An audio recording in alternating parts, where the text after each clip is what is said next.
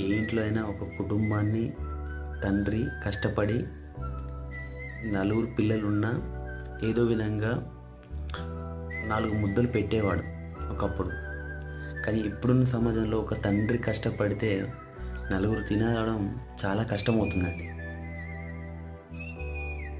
ఇప్పుడు కనీసం ఆ తండ్రికి తగ్గట్టు మనం ఎంతో కొంత మన ఇంట్లో ఉన్న మిగిలిన నలుగురైనా కొద్దిగా శ్రమిస్తే ఆయనకు భారం తగ్గుతుందండి. అయినా కూడా ఆ తండ్రి మనల్ని కన్నాడు కదా, ఏదో రకంగా మనల్ని కన్నందుకు ఆయన భరించాల్సిందే, మనకేం అవసరం అని అనుకుంటున్నారు. అలా ఎప్పుడు అనకండి అండి. ఆయనను నాశనం చేసేదాకా మనం చూడకూడదు తండ్రిని. ఆయనకు మనం భారం కాకూడదు. ఆయనకు సపోర్ట్గా ఉండి కొంచెం సహాయం చేసిన వాళ్ళలాగా ఉంటే ఆయనకు కూడా కొంచెం శ్రమ తగ్గుతుంది. గుర్తు పెట్టుకోండి ఫ్రెండ్స్.